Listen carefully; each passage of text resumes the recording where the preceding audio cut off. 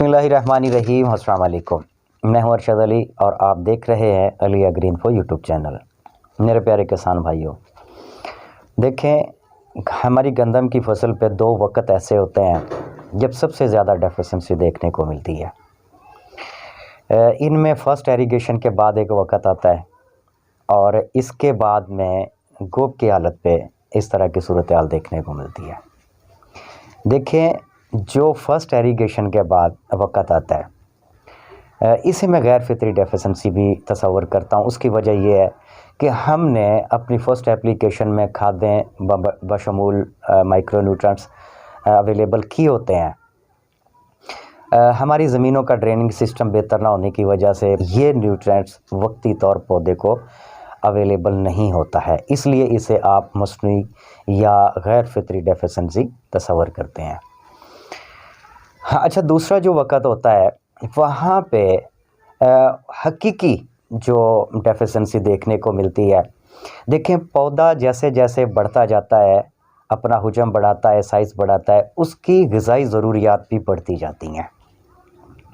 और हमारा आम तौर पे तरीका ये है कि हम टोटल खादें या तो बिजाई में और साथ फर्स्ट एरीगेशन में डाल के फ़ारग हो लेते हैं, उसके बाद हम खादों को फोकस नहीं करते हैं। गोब की हालत पे पौधे को सबसे ज़्यादा ग़िज़ा की ज़रूरत इसलिए भी होती है कि वो ख़ुद को ज़िंदा रखने के साथ साथ वो अपने फ्रूट के लिए भी खुराक की डिमांड कर रहा होता है। देखिए, यहाँ पे आम तौर पे कैल्शियम की डेफिशिएंसी देखने को मिल जाती है, बोरॉन की डेफिशिएंसी देखने को मिल जाती है, पोटाशियम की डेफिशिएंसी देखने को मिल जाती है।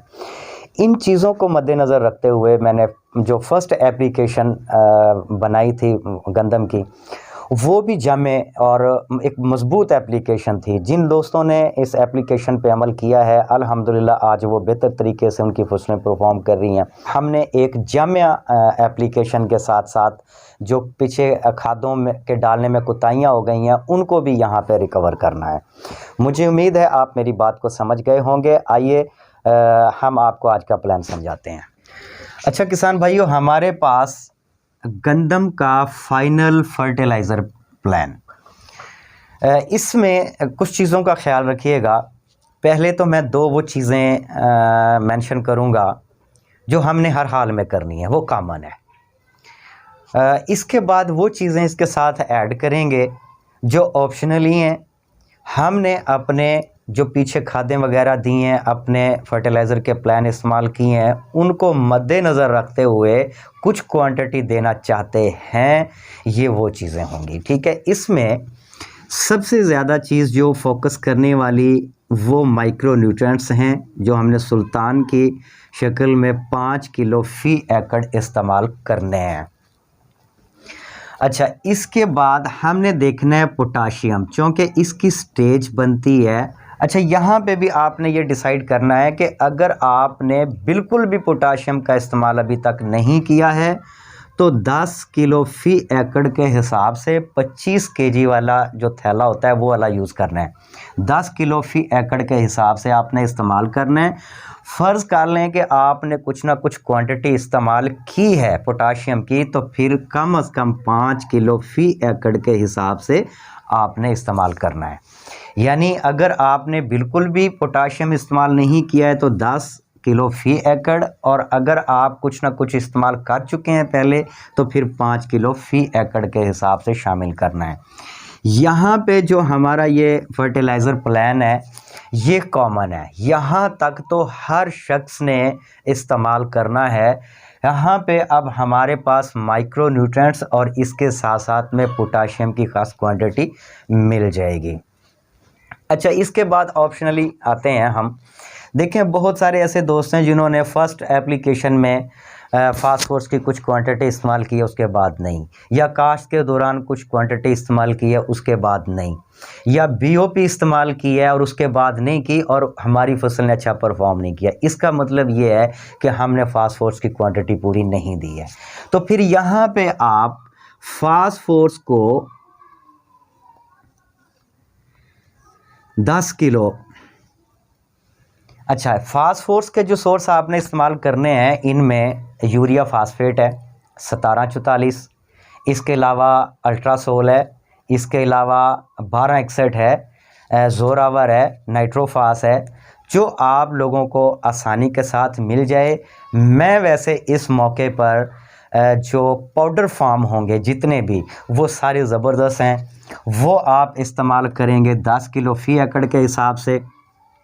अगर आपकी फसल पीले रंग में है, कद पूरा नहीं है, ज़मीन ज़्यादा कमज़ोर है, वक्त से पहले हार्ड हो गई है, देखें इसी पोजीशन में आप यूरिया का इस्तेमाल कर सकते हैं। और यूरिया आपने 5 किलो फ़ी एकड़ के हिसाब से इस्तेमाल करनी है।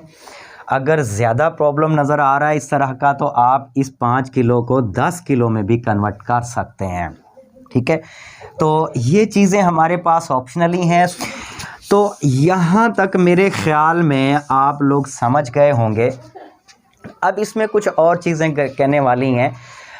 कुछ दोस्त यहाँ पे अमाइनो एसिड्स की भी बात करेंगे, वो हम फॉलियर सोर्स में शामिल करना चाहते हैं।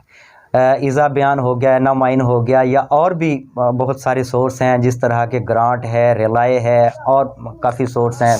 इन सोर्स को हम देखेंगे कि उस वक्त अगर कोई तेले वगैरह का प्रॉब्लम है तो हम वो भी साथ में शामिल कर सकते हैं। अगर कोई डिज़ीज़ का अटैक है तो हम वो भी साथ में शामिल कर सकते हैं। तो हम उसे एक पैकेज की शक्ल में जो है ना लास्ट टाइम में एप्लीकेशन करेंगे। तो इसलिए हमने यहाँ पे इसका कोई टच नहीं दिया है। लेकिन फिर भी वो समझते हैं कि हमारी फसलें अच्छा परफॉर्म कर रही हैं, हमें माइक्रो न्यूट्रिएंट्स की यहाँ पे ज़रूरत नहीं है, तो फिर आप को फॉलियर सोर्स जो देना है अमाइनो एसिड का, उसे बचाने के लिए आप एनामाइन का जो इंतखाब करेंगे सुल्तान की जगह में 250 ग्राम फ़ी एकड़ आपने खादों के साथ ही उसको फ्लड कर देना है या छटा कर देना है, जिस तरह से भी आप इस्तेमाल करना चाहें। अगर ये आप इस्तेमाल करते हैं तो आपने जो फॉलियर सोर्स देना होगा वो आपके इजाफी पैसे खर्च नहीं होंगे।